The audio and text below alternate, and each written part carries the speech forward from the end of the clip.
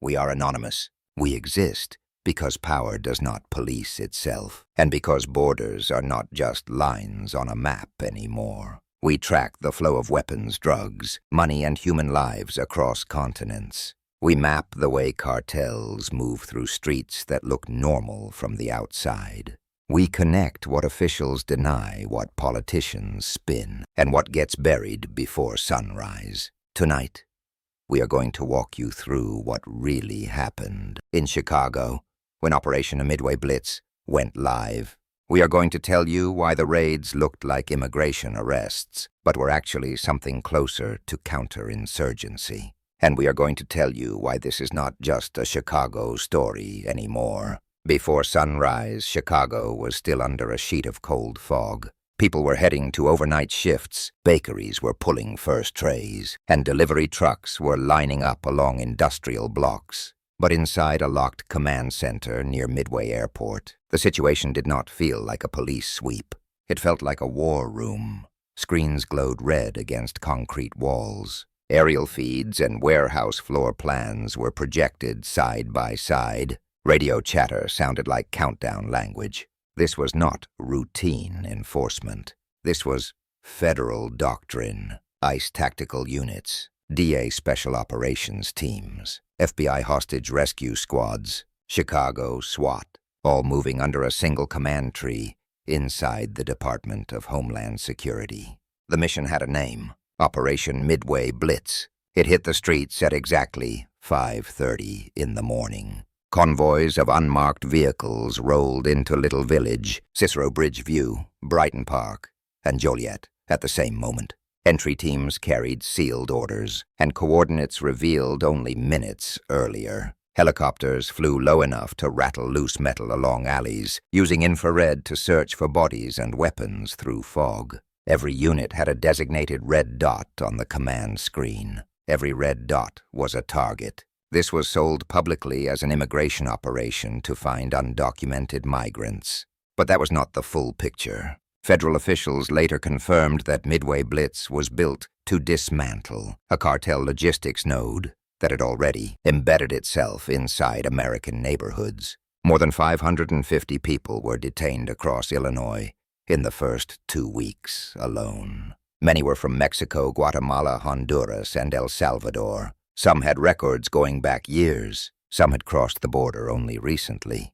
What happened next made it clear that this was not normal immigration enforcement. Agents breached basements and storage units and found coded ledgers, not just IDs. They found weapons crates and cash bundles stacked behind false walls. They found maps, real maps, lines connecting stash houses in Chicago to suppliers in Texas and all the way down to Mexico. At the center of those maps was CJNG, the Jalisco New Generation Cartel, one of the most violent and expansionist transnational cartels in the Western Hemisphere. The evidence did not suggest that CJNG was just smuggling into Chicago. It suggested CJNG was operating from within Chicago, using the Midwest as an active distribution and assembly zone, not just a destination. The method was brutal and efficient. Human movement was used as camouflage. Undocumented migrants were recruited as drivers, loaders, cleaners, and lookouts. They were told they would get quick cash, or maybe even help with work permits. Some were told to deliver sealed boxes and never open them. Some did not know what they were carrying. Others disappeared off the route, replaced instantly by new faces crossing in from other states. Federal forensic accountants and cyber teams later described it in one sentence. They weaponized migration. According to investigators, the same trucks that delivered normal products like produce to grocery suppliers were also moving powder, pressed pills, and rifles hidden behind false panels. In other words, family food supply and wholesale fentanyl precursors were sharing the same logistics network. Inside one warehouse in Cicero, DA agents traced chemical drums that were stamped Producto de Mexico back to shell companies operating near Metairie. In another location, they found pill molds and candy-style wrappers next to loose tablets that had been cut to look like Adderall, but were actually loaded with fentanyl, or as some of the seized documents spelled it, fentanyl. They also linked containers in a Missouri freight yard to the exact same Chicago labs, meaning this was not just point-to-point smuggling. This was manufacturing and regional packaging. Some of the barrels that were supposed to be cleaning solution turned out to be precursor chemicals for meth and fentanyl synthesis. The lab equipment showed this was not street-level improvisation. It was commercial-grade production designed for volume. Forensic specialists also pulled shipping codes from seized AR-15 rifle crates and narcotic pill cases. Those codes led backward into Texas, and south into cartel corridors in Mexico, and forward into supposedly legitimate trucking firms registered in Illinois. ICE forensic accountants dug into tax records and found fake filings used to launder millions of dollars through what looked like normal local trucking businesses. Bank activity pointed to an international loop, small deposits day after day, Friday cash pickups, wires to offshore accounts. $12 million quietly moved through Guadalajara, Mexico City, and Panama City. Phones taken from suspects were still logged into encrypted chat threads. Those phones held delivery schedules, voice notes confirming drop-offs, and route labels disguised as tires, tools, or paint. The inner machinery of a transnational criminal network was sitting on folding tables in an ICE evidence room outside of Midway Airport, glowing under fluorescent lights, while agents photographed and cataloged every device. At exactly 3:42 in the morning, during the first major coordinated strike, an encrypted message hit every DHS terminal involved in the operation. All units execute. Within seconds, engines lit up. Teams rolled fast through wet industrial streets. Bridgeview, Cicero, Brighton Park, 5 primary targets at the same time. The first entry team hit a steel door in Bridgeview. A flashbang cracked the dark. Boots flooded the room. Federal agents hands up. Chemical vapor burned the air when barrels inside the facility started leaking fluorescent liquid onto the concrete. From overhead rafters, CJ&G gunmen opened fire. Muzzle flashes stuttered through the haze. Agents returned fire with controlled bursts, dropped 2 gunmen, forced 3 to surrender, and secured that site in under 1 minute. In Brighton Park, the resistance was heavier. Grenades rolled across the floor and detonated near a stairwell. A SWAT medic dragged a bleeding agent out of the blast path, while the rest of the team pushed forward door by door. Shell casings piled on tile. Command chatter came in fast and cold. Echo 1 clear. Bravo 2 advancing. Target 4 secure. By sunrise, every red dot on the board at the command center had turned green. The numbers began coming in. 4.3 tons of narcotics seized. 37 firearms recovered. 2 grenade launchers confiscated. 15 suspects taken alive. 0 civilian casualties. Federal officials later compared the scale of coordination to the old era of Operation Pipeline in the 1990s, except this time all of it happened inside dense American neighborhoods with civilians asleep on the other side of a thin apartment walls. And that was only phase 1. At the same time that Chicago teams were hitting warehouses and safe houses, the United States Coast Guard was unloading a different kind of evidence in Florida. At Port Everglades, the Coast Guard offloaded more than 76,000 pounds of cocaine and marijuana seized at sea, valued at about $473 million. Officials described it as the largest drug offload in Coast Guard history, and they linked it to a broader campaign called Operation Pacific Viper. They said the haul represented multiple interdictions in the Eastern Pacific and Caribbean, including go-fast vessels that had been stopped before. They could offload their cargo into coastal networks that feed the mainland. That haul alone included more than 61,000 pounds of cocaine and 14,400 pounds of bulk marijuana. Why does that matter to Chicago? Because the numbers match You cannot move 76,000 pounds of narcotics by accident. You need infrastructure. You need staging. You need places inland where product can be broken down, recombined, flavored, restamped, disguised, rerouted, and pushed into the retail chain street by street. Federal officials publicly said they are surging additional cutters, aircraft, and tactical law enforcement teams into the eastern Pacific Ocean to hunt interdict and board suspected smugglers in support of Operation Pacific Viper. That shift matches the way Midway Blitz was built. What happened in Chicago was not a one-city raid. It was the land-based counterpart of an ocean interception campaign. In plain language, this is national strategy now. After the first week of Midway Blitz, the Department of Homeland Security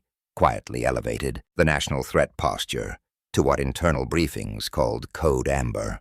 That label matters. Code Amber was described by federal officials as an alert for domestic spillover, which means organized cartel activity was no longer viewed as something that lives outside the United States and occasionally crosses a border. It was described as already inside. In other words, this was not a foreign threat leaking in. This was a domestic threat with foreign leadership. In the eyes of the task force, cartel command and control had migrated inward. Inside the ICE command center near Midway, the scene after the raids did not look like a movie ending. It looked like surgery in progress. Every table was covered in sealed envelopes full of fake IDs, prepaid cards, and transfer slips. Hundreds of SIM cards lay in rows, each labeled in Spanish. Laptops were still logged into live channels. Agents in latex gloves and plain clothes moved methodically, tagging, scanning building timelines. The FBI cyber unit started ripping through shell companies that were allegedly operating as laundromats, tire shops, and garages. The pattern was the same everywhere: low-profile storefront during the day, cash washing and logistics routing at night, paperwork built to look boring, money pushed through accounts in amounts small enough not to trigger automatic alerts until you stack them and watch the loop. What that room captured in one night was not just narcotics. It was structure. It was the inner wiring of a cartel node on United States soil, running like a franchise. And that is exactly why federal leadership framed Midway Blitz as something bigger than a police action. Publicly, federal officials have said this is not about politics. This is about sovereignty. The phrasing is deliberate. It turns cartel infiltration into a national defense question, not a local policing question. But as soon as those statements were made, the backlash hit. By the following week, downtown Chicago erupted in protest. Outside ICE headquarters, hundreds gathered under gray skies and cold drizzle. People held cardboard signs that read "Families, not felons," and "Stop the raids." Community leaders and immigration lawyers went to cameras and said plainly that the operation had swept up people with no criminal record, people who were not part of cartel infrastructure, people who were just living quietly and trying to work. Churches opened their doors as emergency shelters. Volunteer legal teams worked overnight to locate detainees who had already been transferred to federal holding centers. On social media and in public briefings, officials like Bino and Bavino posted messages bragging that they had arrested dozens of illegal rideshare operators who were taking jobs from American citizens and promised more to come. That only amplified the anger. People said, "You are not targeting cartel bosses. You are targeting workers with Uber stickers." The political fight escalated even faster than the street protest. Chicago Mayor Brandon Johnson stood next to allies like Alderwoman Julia Ramirez and declared that parts of the city, including Brighton Park and Little Village, would be treated as ICE-free zones. That means city property in those zones would not be offered up to help federal immigration arrests, and local departments would not share certain data with federal teams unless a warrant was produced. Johnson also signed an executive order aimed at restricting the use of city-owned facilities for immigration enforcement and limiting cooperation with federal immigration crackdowns. He framed it as a shield for vulnerable communities. Opponents, including Republican lawmakers and conservative state voices, called it protection for lawbreakers at the expense of public safety. The standoff got so intense that federal agents erected fencing and brought in heavily armed units to guard the ICE facility in Broadview, west of the city, while protesters and even some local officials showed up outside. The fence itself turned into a symbol of the clash between federal authority and local resistance, and a judge eventually ordered that barrier taken down. Illinois state troopers, federal agents in tactical gear, and even National Guard involvement were reported as the situation spread. From a simple raid story to a question about who controls the streets of Chicago, City Hall, or Washington. At the same time, federal leadership doubled down in its messaging. A DHS Assistant Secretary, Tricia McLachlan, said our officers are facing a surge in assaults against them. That was echoed by other officials, who warned that suspects had tried to ram federal vehicles and that some agents were targeted at locations like laundromats, where one woman allegedly said she was putting out a hit on a top Border Patrol chief. On top of that, reports surfaced that when agents tried to box in certain vehicles, suspects would flee at high speed and even crash into bystanders instead of surrendering. In one case, court filings said a federal officer was assaulted in Brighton Park, and multiple people were charged. The message from Homeland Security was basically this: we are not backing off. We will meet force with force. To understand why they are talking like that, you have to look at the scale. By mid-October 2025, federal agencies said publicly that Operation Midway Blitz had already led to more than 1,000 arrests linked to immigration enforcement and cartel activity in Illinois, Indiana, Missouri, and Wisconsin. They also said 98 suspects were in custody, tied directly to the cartel logistics network. They said 4.3 tons of narcotics had been seized. They said millions in assets were frozen. They said the mission had evolved from street-level arrests into drone surveillance of freight corridors, with infrared scans focused on refrigerated trucks and financial forensics following every suspicious transaction through layered companies. They described it as a continental shield. In other words, Phase 2 was not just raid and grab. Phase 2 was track and starve. And while all this was building, Chicago was not just dealing with the arrests. The city was becoming a national test case. This is important. When a mayor signs an order calling parts of his own city ice-free zones, and the White House responds by sending more federal agents, and even talking about National Guard deployments, you are not just looking at policy disagreements. You are looking at two different definitions of who gets to draw the line between safety and control. Local officials said, "We will not hand over families, and we will not allow fear to tear apart entire neighborhoods." Federal officials said, "We do not get to decide who hides among criminals. We find them before they create more victims." Those two positions are not compatible. And in the middle of that political collision, something quieter happened that most people did not see. When the gunfire was over, and the flashbang smoke finally cleared from the warehouses, steam was still rising from rain-soaked pavement. Federal armored trucks rolled back toward headquarters, frames dented, some windows cracked from the fight. People in those neighborhoods watched the convoy disappear and said for once, maybe the balance just shifted. But inside the command center, agents did not celebrate. They sat under fluorescent light and went piece by piece through what they had taken. Photos on the wall, timelines, bank trails, heat maps of who called who at what hour. It looked less like victory and more like triage, because for every lab they shut down and every suspect they zip-tied, there was another route on the screen, another shipment coming up from the border, another offshore transfer, another stash house marked in red. We need to be honest about what this means. The United States is now treating cartel logistics inside the country the way it treats foreign actors offshore.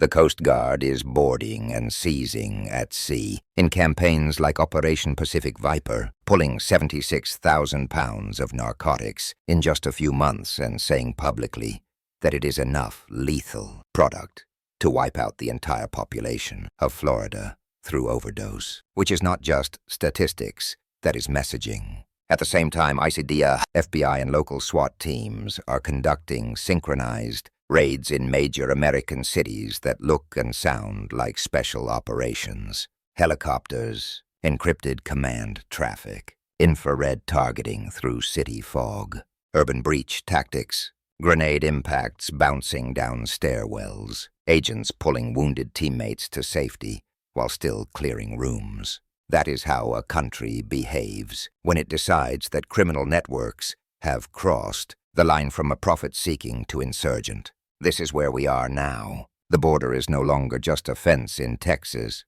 or a checkpoint in Arizona. It is the back room of a tire shop in Cicero. It is a basement lab in Brighton Park that presses candy-colored pills for Midwestern teens. It is a van with false panels rolling out of a Joliet warehouse at 4 in the morning. It is a laundromat that looks normal from the street, but is actually moving $12 million through Panama City and back again. It is a protest line outside, an ICE facility in Broadview with cardboard signs and tears, standing nose to nose with men in tactical armor and gas masks. It is a mayor signing an order that says, "Federal immigration enforcement is not welcome on city property," and it is a federal task force answering that message with code amber and saying out loud that sovereignty is at stake. When dawn came again over Lake Michigan, the fog that covered the first raids had lifted. The streets were wet and quiet. People went to work. Kids went to school. Delivery trucks kept moving. On the surface, life looked normal, but normal is not the same thing as safe. Inside the command center, the screens were still on. Dots still glowed. Lines still pulsed along highways that connect Illinois to Missouri, Indiana, and Wisconsin. Agents were still tracing voice notes and bank transfers. They were still building cases. They were still preparing for whatever comes next. Here is the truth. What happened during Operation Midway Blitz is bigger than Chicago. It is proof that organized cartel infrastructure is already operating on American soil at scale, that it is using migration as cover, and that federal agencies are responding with the force levels that look less like arrest and more like containment. It is also proof that local leaders and communities are not going to quietly accept that level of militarized enforcement in their neighborhoods without a fight. This is not over. It will not stay quiet. And whether you like federal crackdowns or you hate them, you are already living inside the next phase. We are anonymous. We do not look away. If you want this truth to keep coming out, do not scroll past it. Share it. Talk about it. Demand answers from the people who claim to protect you. Subscribe, leave a comment, and push this story where they cannot bury it. Because they are already inside the city, and because this was only the first strike.